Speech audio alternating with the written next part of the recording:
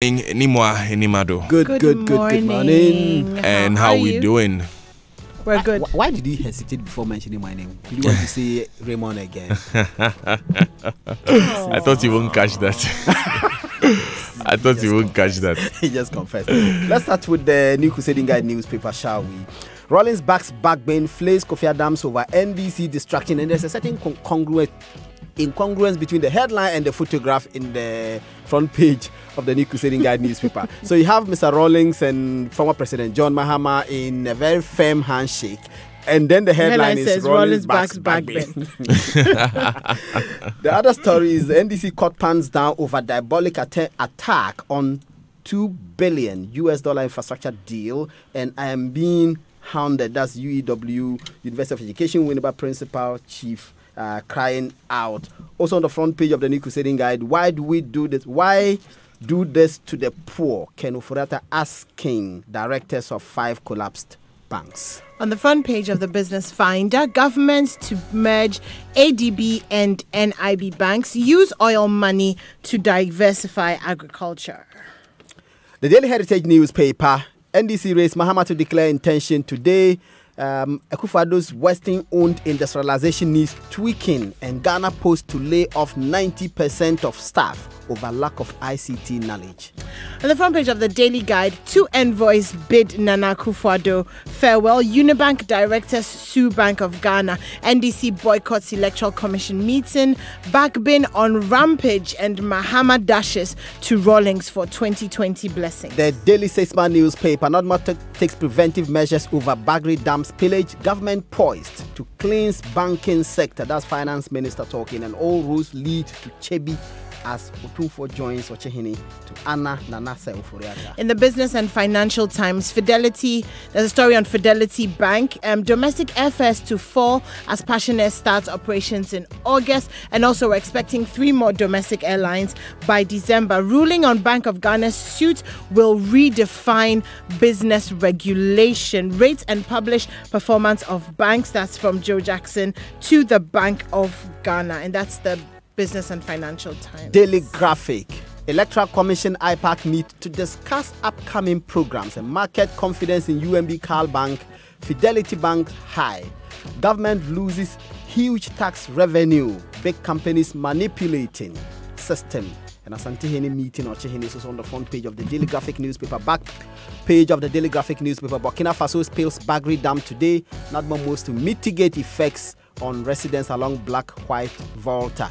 Last story on the back page of the Daily Graphic. Portions of Temamoto roundabout to be closed on August 26. The front page of the Ghanaian Times. Ghana ready to combat international crimes to make West Africa safe. That's according to President Nana Akufo-Addo. Mahama calls on Rawlings. Unibank suit against the Bank of Ghana is the right decision. That's according to Nana Otuo Achampong. And Ghana opens book of condolence for Kofi Annan in Accra. All missions abroad. Also on the back page, NADMO sends rescue teams to areas affected by the Bagri Dam spillage, and plans in progress to produce fertilizer locally. Guys, before we go ahead, I want to take like 30 seconds to wish a happy birthday to a couple of very important people. They must be very important indeed. For me to stop at this point, please, the wife and son of our head of HR here at Multimedia, Nana Elegba. Okay. Yes, so today is the birthday of his wife Emilia and his son Papa Kojo. Papa Kojo turns 14, 23rd August, and being the man of great wisdom, he didn't say how old his wife is now. Of course, he will say. Nana, I feel your game. But so he sent a message. He says, to my wife, even the most expensive gift in the world cannot match your worth in my life, because you are priceless. Nice. Happy birthday, Emmy darling. Hey, Nana Elegba. Romantic Nana Elegba. Hey, this one, we have to host him here. Let Lexis Bill ask him how romantic he is. What is the most romantic thing he has done? So this is from Nana Elegba to his Emmy darling. Good morning, Mrs. Emilia Elegba, if I can say that. Happy birthday to you. Live to be so many years older. In so many years younger, I should say. All right then, shall we get to safer waters now? Well, I don't know if this story is getting to safer waters because this is about Mahama Rawlings and Alban Bagbin, who has been on a He's been on a roll, hasn't he? Yes, he has for the past few months. Anyway, so we know that former President John Mahama called on former President Jerry John Rawlings, and it was mainly to talk about the reorganization of the party, the upcoming regional and national executive elections, as well as the presidential primaries. So former President Mahama commended former President Rawlings for re-energizing the party's Council of Elders in hopes that the council will instill a strong sense of order in the party. He also spoke about what Kofi Adams had said. So Kofi Adams said that Alban Bagbin is out to destroy the party, and most recently were his comments about Omane Boama and the fact that he was a stammerer. Before that, he had gone on a rampage in the Volta region, about the fact that former President Mahama was damaged goods, and it was because of him that they lost the elections. However, past President Rawlings says that the rot in the party or the destruction of the party cannot be attributed to Kofi Adams, but rather goes all the way back to Sunyani at the last competitive presidential primary elections, when the whole system became about money, and also the fact that the meeting was postponed twice so that it will favor one candidate over the other. And I'm sure he's referring to the 2011 presidential primary, in which his wife was challenging then President Mills for the flag bearership of the NDC. Like the I said, so-called Funka games. Not safer ground. But not at all.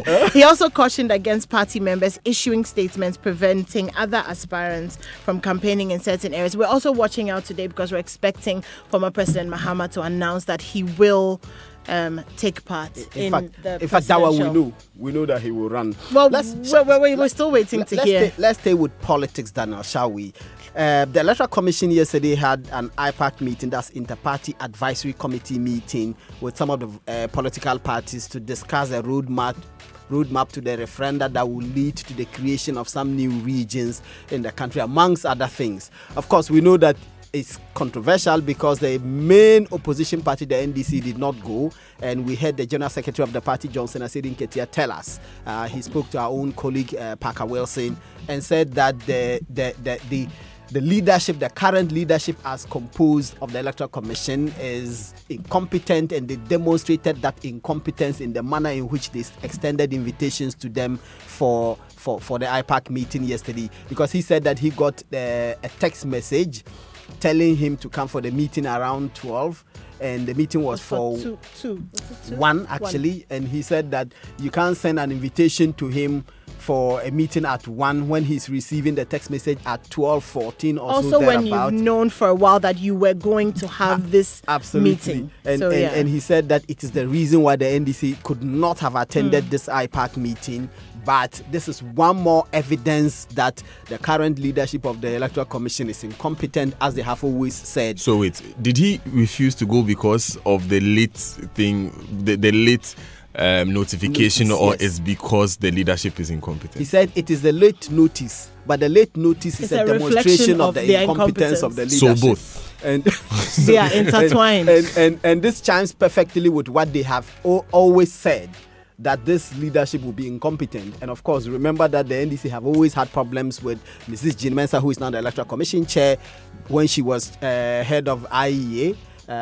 They had problems, they boycotted. In fact, dating back to 2012 elections, there was this inconsistency as to whether they were going to participate in the presidential debate being organized by the IEA. Then President Mills said he will not participate. Then, after his unfortunate death, comes in President Mahama, who said, well, I will participate, and he indeed participated.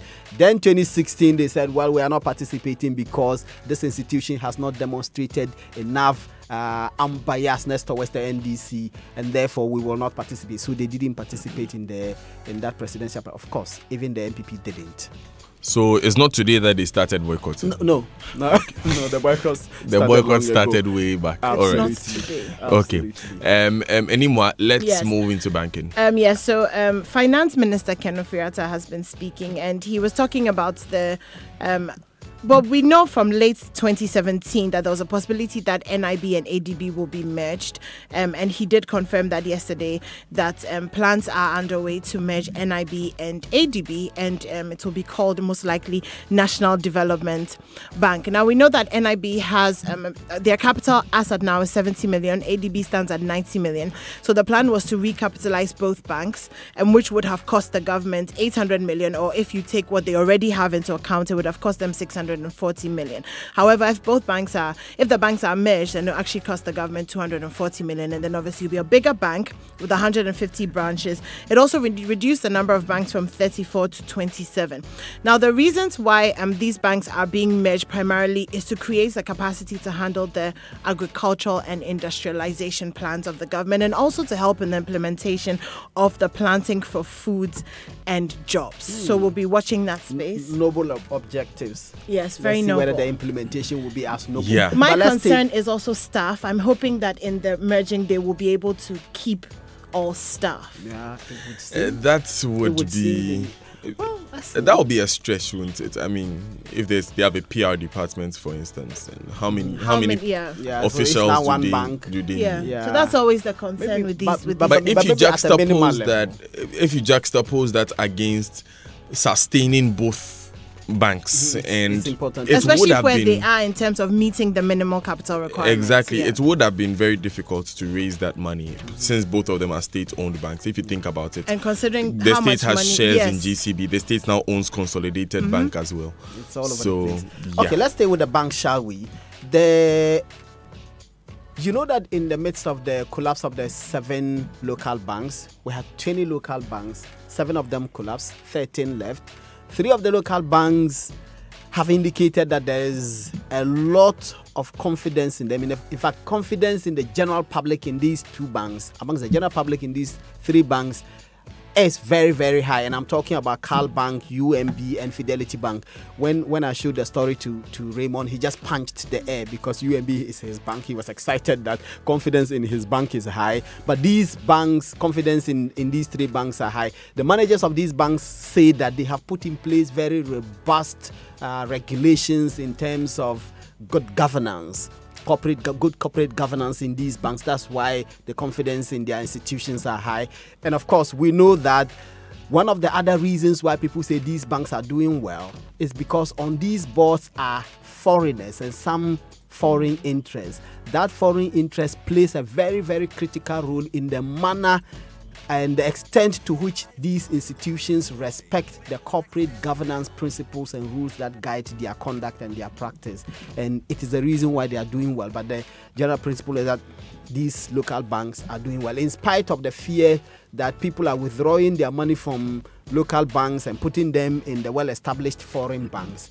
These 3 are doing extremely well. So, guys, since we're talking about banking, let me bring to you one sound.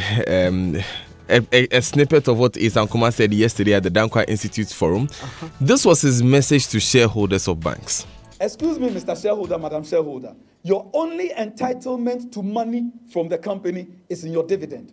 1. 2, you are only paid a dividend when the company has made profit. You can't put your money in and take it out. This is not a Susu scheme. Company law is serious business. Yeah, so that was Asa Nkrumah speaking yesterday at the Dankwa Institute. I believe that none of these banks see their business as a Susu scheme. Absolutely. As a Susu scheme. They But don't. you want to They stay don't. with us on the morning show this morning. We will be hearing in entirety what Mr. Nkrumah had to say. He really explained and simplified what we've been talking about in days in very colorful language. An example of what you just heard. Of course, the finance minister also spoke when he was responding to questions about the NIB-ADB merger. Yes. We'll be hearing exactly what the finance minister said, among other things, about what he thinks really caused this as well. Guys, let's move on, shall we? From banks, let's go to Labour. Malik? Yes, so let's do Labour. Let's do revenue first, Daniel. This is government losing huge tax revenue, and this is because big companies, according to Senior Minister Yao Safumafu, are manipulating accounting system. He calls it the smart accounting, and as a result, government is losing huge tax revenue. And he cites an example to back this. He said the Ghana Bauxite Company has declared losses over the last 6 years. He said, however, this same company has applied to government for permits to expand its business. And he asked the question, is this company in existence to run at a loss? Because if you declare losses for 6 years, and the total losses that they have declared over the period is $30 million, and you declare losses of $30 million, at the same time, you are applying for permit to expand your business, how do you reconcile the two? He says that all of these losses, as have been declared by this company, many other big companies, are as a result of smart accounting, which is done to hide the profits and to hide the dividends and to make government lose the revenue, the taxes that it would have required. So he's tasked the Ghana Revenue Authority to deal with companies which have been caught engaged in these kinds of practices that deprive the government of the needed And it's another point Ace raised yesterday, that our laws don't allow people to be that smart. And it's only when we enforce our laws that people would not find it comfortable to do exactly what our senior minister is saying that is being done. And of course, it's something that we know. I mean, in Kwete's documentary, for instance, Kwete's latest investigation, for instance, he pointed out how the Ghana Bauxite Company has been posting a loss for a number of years. The Vice President, Dr. Mahmoud Bawumia, does not understand. And just a small indicator is how they are cutting tons of bauxite through the Western region, and they are not exactly saying how much bauxite they are cutting through, so you are not paying the requisite fees or the requisite fines on the amount of bauxite that they're passing through. So that's the concern. It's a legitimate concern, and it's up to our institutions to work. You see, GRA, for instance, works under government, so it goes beyond the senior minister asking them to do something. It also goes to the finance minister, who is their regulatory supervisory minister, to ensure that the work is done, to ensure that prosecutions are passed through. Personally, I find it I'm very uncomfortable when you speak with ministers and you speak with state organizations about prosecutions and about cracking the whip, and they say, we are not the agency involved, we are passed it to the Attorney General, we are going to invite the Ghana police and what have you. Anyway, we are talking about crime and punishment, so anyone bring us this one quickly. Malik, how do you pronounce that? Elembele. I don't want to start this morning. Elembele. So but you were not asking the... No. Because my hometown is close to Elembele. That's why he was saying that. Okay, my point is, so Elembele. I don't want another Atewa moment this morning. So a man in Elembele has been, he's got 8 years in prison for trying to sell his son for 60,000 cedis. And he tried to sell his son to the chairman of the NDC in the area. So he and his cousin were having a conversation. The MP in the area, the assemblyman in the area overheard them. So he set up the whole thing because he really wanted to see if this guy was really willing to sell his son. So he set up the meeting, said to him, well, I know somebody who'll be able to buy your son. He was selling him for 100,000 cedis, apparently for ritual purposes. So sets up the whole meeting with the chairman, and he actually goes to the hotel to go and collect the money so that he'll bring the son. At some point, they see the police and men around the hotel, and they start shouting, "Oh, Anas is here, Anas is here!" And then they try to run away, but they are caught. But this is after they have agreed on a price of 60,000. And the chairman is only posing. Yeah, the chairman is posing as somebody who wants. So he was right. Anas was there, but Anas was the NDC chairman. So he was willing to accept 60,000 for his son. So he was going to go and bring his son to the hotel when he was apprehended by the police. Kudos to the NDC chairman and the assemblyman who overheard this. Yes. That's some James Bond stealth moves. work there. Yeah. Okay, and persons like this must definitely be brought to book. Yes. Let's go ahead into the news review, and it's brought to you by Zenith Bank, the online news review,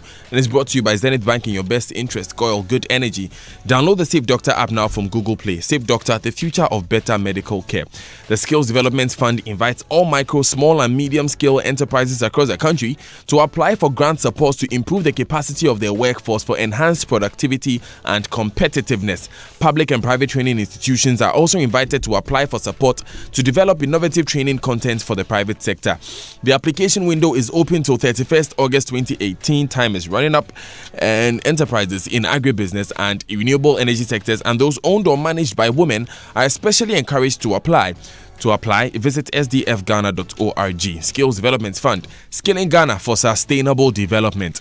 Looking for a bank that will help you achieve your financial aspirations? Then choose Zenith Bank. We have products and service offerings that are customized specifically to meet your banking needs. Visit any Zenith Bank branch nationwide. Talk to us via our 24-hour contact center on 0302 8680 884, 0302 680 884 or 0542 000111.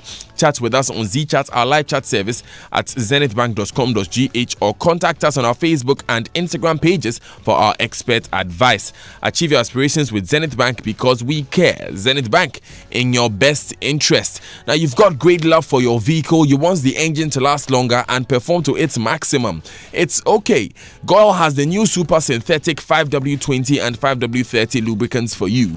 These specially designed or engineered superior engine oils work efficiently on all modern petrol and diesel engines. They clean, protect, reduce fuel consumption, prolong oil change intervals, and enhance engine performance from startup till you switch off. Go to any GOIL filling station and grab the new GOIL Super Synthetic 5W20 and 5W30 lubes. Engineering innovation for your vehicle has arrived. GOIL Good Energy. MyJoyOnline.com begins with Ghana card will be proof of citizenship despite court action. This is coming from the Electoral Commission. We are sorry. EC apologizes after late IPAC meeting invitation. So that's a response to Mr. Sierun Ketia Malik, that story you worked on today. PrimeNewsGhana.com says making reforms 6 months to election is illegality. Mark Menu, former chairman of the New Patriotic Party and campaign manager in the last election, speaking there. The BBC.com says Chris Martin and Damon Albarn campaign to free Uganda's Bobby Wine. So some of music's biggest names, including Chris Martin, that's the Coldplay guy, right? Yep, Chris Martin, Angelique Kidjo, and Damon Albarn had signed a petition calling for the release of Bobby Wine, Ugandan MP and pop star. Bobby Wine has been in detention for more than a week, and the musicians have condemned his vicious treatment in custody. So musicians standing up for their own in across the world. It's good to see something like that happening. But let's make way now for the BBC News at 7 coming up after this. This is the Super Morning Show. Stay with us. Before Interplus in